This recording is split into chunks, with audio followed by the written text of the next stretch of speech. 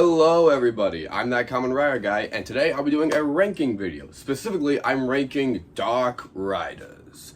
Now, I have some rules and criteria for this list. Rules first. So, first rule, I'm only doing riders that appear in movies. Why? Because if I did all the evil riders, or villain riders, dark riders, etc., this list would be way too long, and I just don't have the time right now to do that. Maybe in the future. But anyways, and second rule, I'm not doing riders that appear in crossover movies or hyper battle videos. That can be a list for a whole different day. Third, they have to appear in their own solo movie. Well, kinda. So they have to be riders specifically from movies and ones that don't appear in the shows. Like if, say, they're in the main show and then they appear in a movie because they were resurrected or something, not gonna count. Now, if they were in a movie before the show, that can count, but I'm also trying to keep this list fairly simple. I have 21 Dark Riders to rank. Also, criteria. 1, have to be a villain. No tragic hero nonsense. 2, they have to look good. And 3, how impactful they were to the overall story of the movie, and, how much of a threat were they really to the main rider. So, that's the criteria. Let's get into it. Also, it seems to be said, this is my personal preference. If you guys think that some riders should have been higher or lower, just let me know in the comments. And please don't hate me for this, even though I know I'm definitely going to get some hate for it, but it is what it is. Anyways, coming in at last place is Kamen Rider Glaive. Why? Well, because the movie riders for Blade, I think, are just okay. They didn't really have much of an impact, and it's an alternate timeline kind of thing, which makes things super wonky, where they try and tie it into the main story, but it doesn't really work. Also, as a villain, it just doesn't really do much, except be a menace to Blade, which is fine, but in the overall scheme, it didn't really work for me. Also, I think his suit's just okay. But a rider who is definitely better, well, slightly, not by a lot, is from the Kabuto movie, Kamen Rider Kaxus. Not really sure how to pronounce it. But anyways, I think, so I don't really have much to say about him because I think he's just okay. I think his armor's better, and as a villain, I think he's definitely better. But also, I just didn't really leave much of an impact on me, and I definitely think he's forgettable because when I was making this list and doing research on some of the riders from the movies, I completely forgot about him. But anyways, coming up next is Kamen Rider Arc. No, not that arc. Not from 01. This arc was the main villain of the Kiva movie. And he's so low on the list because 1, doesn't really do much till the very end of the movie, and 2, when he does show up, it's a lot of really bad CGI. Now I get it, CGI from the older riders is a bit dated, but I don't hate CGI like a lot of people do. I think it's great when it's used creatively and in a fun way, but with him, it just feels lazy. And yeah, I think he's a better designed villain than the other two, but not really that impactful for me, and I like his demon dragon form a lot better. But yeah, when he shows up, he's just a really tall guy who swats Kiva around for a bit until he gets hit, then he loses control, and yada yada. It's a whole thing. Go watch the movie if you want more information. Now, next up is Kamen Rider Yuki. Now, I think Yuki's better designed, but I just don't think much of him. He appears in the second to last Den-O movie because Den-O got 3. Yeah, he was really popular back in the day. And I just think he's okay as a villain, kind of forgettable because he does have that whole tragic, I'm evil and I'm doing things for my own benefit, which is not the same thing as a tragic hero because he only cares about himself. But much better design than him, coming in number 17. Yeah, 17, Kamen Rider Gao. Now, Gao, I really love the armor, and he was a menace, he was a threat, he was going to destroy time itself. Also, I just really think the armor is really good, but not as good as some of the other riders on this list, which is why he's lower.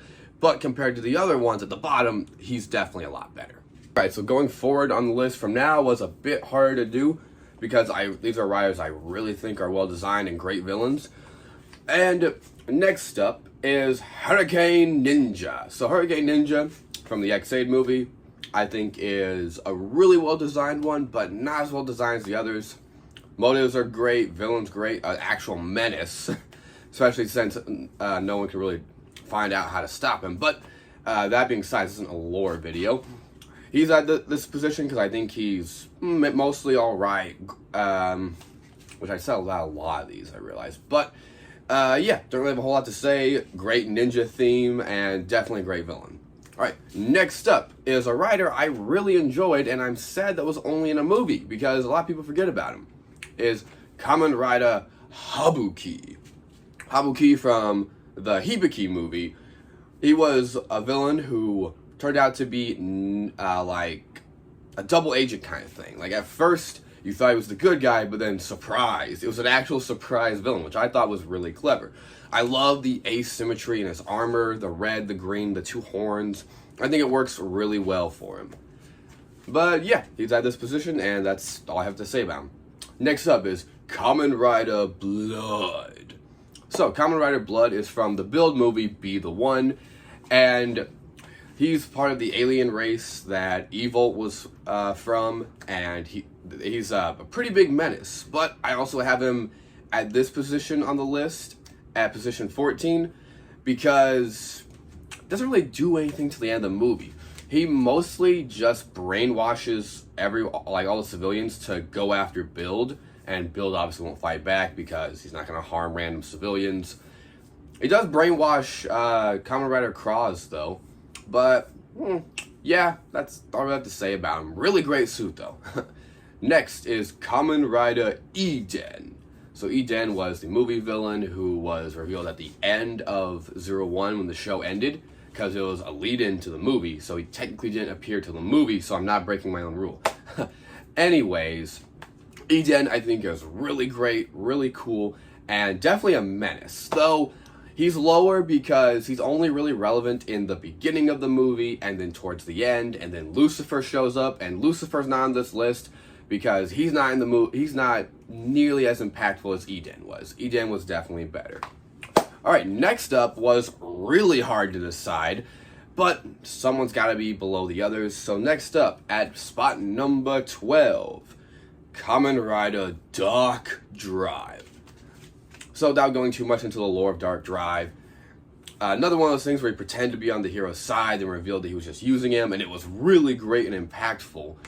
And I love the suit, the black and blue, how it's a contrast to Drive, because it's more of a slicker design than Drive's kind of bulky mesh with the big tire and then the helmet.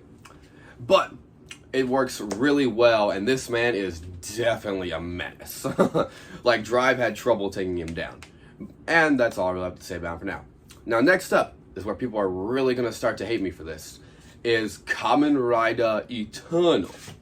Now, Eternal was from a double movie, and I think Eternal's really great. I love the menacing of it, and how I do like the white armor, because not a lot of Dark Riders have white armor.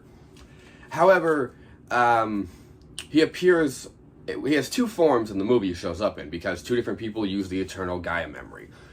He has one with the white armor and the red gauntlets, and it's really bland and not that great. It is definitely better when he gets the cape and then the Gaia memory vest, which I've done a video on. You can check out here if you want. But anyways,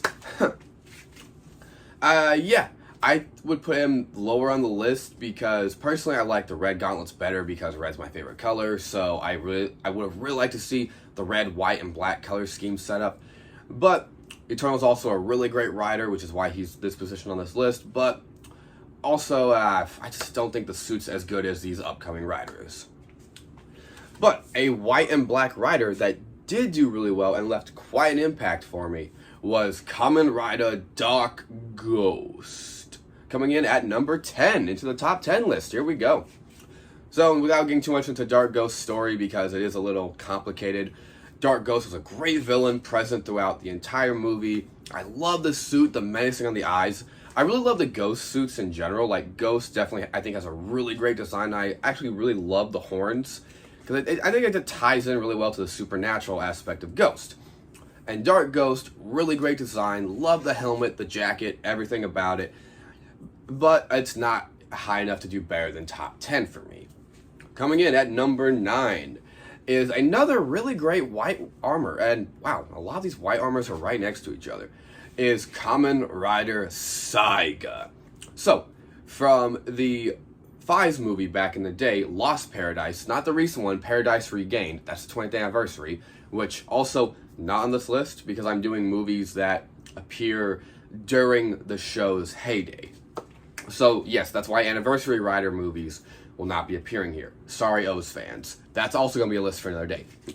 Anyway, Saiga is really great, menacing, love the actor who played him, love the suit because it's, at the time, it was something that we didn't really see with white armor for villains, and it's just really well designed. This kind of mesh stuff with the shoulder, but keeping the mechanical theme of the suits really great, and that's why he's at number 9. Now, this might be where I start to get some hate. Coming in at number 8, Kamen Rider Mars. So, Kamen Rider Mars, what do I have to say? Okay, so Kamen Rider Mars is the first wielder of the golden fruit in the Gaim story. But that being set aside, I love the armor because it's like a traditional knight sense. It's got the apple shield with the sword that draws from it. And he is definitely menacing. It takes a while for him to reveal himself because he's been like manipulating the other riders in the movie. But that aside, really great villain, really great armor design. Love the details. The only thing that keeps him from being higher on the list is, well, his armor gets used by other riders later on in different movies, and in the end of Gaim it's a whole different set. It's okay, but I do think it's really great, and I am sad that it eventually gets muddled down into where anyone could use it. But that being said, this next rider is one I really personally enjoy, and I'm sad that he was only ever in one movie, and even for when movies in the future came out, he never made a return when old evil riders came back. That is Kamen Rider Sorcerer from the Wizard movie. So, as you know, Wizard's my favorite rider, and that's part of why I really like this evil rider, but that's not the only reason, I promise. So, I love the evil sorcerer theme and his design with the hat and then the big shoulder pads with the cape. I just really love it because it's an evil sorcerer wizard. Like, it's really great. I love it. And the man is such a menace. Even Infinity Dragon couldn't take him down at first. But yeah, he's number 7 on the list, and now we're getting to number 6. We're almost in the top 5. So number 6 for me is Kamen Rider Phoenix. So, you might be thinking, oh, but Phoenix appears in the main Saber show. Shouldn't he not be on the list? I did say that if they appear in a movie before the main show, it would count. And he does. Because originally, they weren't going to bring him into the show. And exactly why they did, I'm not sure. But he's a great villain. So, Phoenix, love the orange and black armor. So good. The man's a menace through and through. And you could say he's the tragic hero, but what he's doing is not for the betterment of everybody. It's his own selfish viewpoint. That's part of why he's so high on the list, because he's just a menace and he does not give up on his ideals at all. Now, number 5. We have not really called Kamen Rider, but is still considered a rider. So, if you can consider G3 the secondary rider of Agito, then G4 is 100% an evil rider. So, G4, great villain antagonist for the Agito riders in the movie, and you could say, oh, but he's a government agent, he's not really evil. Yes, he is, because blindly following orders is definitely evil. Also, say what you want, but the G4 and the division that created it, they made things so much worse. Watch the Agito movie. It's really great. It was the first Heisei movie for Kamen Rider. And, it's a great watch. They made things so much worse. And G4 is just, I think, a really great design and definitely deserves to be in the top 5. Also, the idea of an armor that pushes you to death and then takes over your body to fight after death is terrifying. Alright, now, oof, man, this one's definitely going to give me some hate because it's either because it's so high on the list or because it's not lower. Is our most recent evil rider, Kamen Rider Cross Geats. I'm not including any Gotchard villains because Gotchard's not over yet. So, Cross Geats. I love the deep blue and black. Great villain, and he's prevalent throughout pretty much the whole movie. And I love that he's a parallel to Geats, where Geats is usually super serious and stoic. He's goofy, eccentric, plays around. There's a moment where he uses the edge of one of his swords to pull the trigger of his gun. It's great. Really enjoyable to watch, great villain, and also really great to finally watch him get taken down, which is also a big part of villains. Yes, so that he was number 4. Now, a villain I thought was much better designed and definitely more impactful for me was from the Revice movie, Kamen Rider Chimera. Or Chimera. The Vice stamp says Chimera, so that's what I'm going to say. Chimera. Love the suit design, how it ties into 3 animals that put together. Actor plays the villain super well, and all the fight scenes with him and Revice are fantastic. Really great villain, and that's why he comes in at number 3. So, woo! Okay, this next one's either going to give me a lot of hate or a lot of love. I don't know which. Number 2 is Kamen Rider Orga. So, Orga appears at the very end of the movie that Saiga's from, Lost Paradise. And while that normally would put it lower on my list like I did with Arc, Orga is different because of how impactful it is. Because the writer for Orga was Shuichi. Was one of Faiza's close friends who he thought was still his friend. And it's a whole convoluted thing. You need to watch the movie to understand it. And it just makes it so much more impactful. Also, look at the armor. That is so damn cool. It's a Roman centurion with a giant sword, and it's just wonderful. And it's impactful all the way through. Now, number 1. A lot of people are going to disagree with me on this, but it's fine. Number 1 movie villain for me is Kamen Rider Ryuga. So Ryuga is essentially a dark Ryuki because it's literally his reflection coming to life. And you could say the armor is just black Ryuki, but it works in his favor. He's menacing. He's a villain all the way through. And Ryuga, he doesn't have really, I'm doing this just because I want it. He just wants to hurt Ryuki. He is a villain all the way through. He's basically like Orga, but not human, because he's a living reflection. He's fantastic, he's a menace, and he did show up in the Geats crossover with Revice movie, and was wonderful there too. But yes, for me, he's number 1 because he's a menace, great suit design, and one of the most memorable villains. Hell, he showed up in Geo before Ryuki did. That's gotta say something.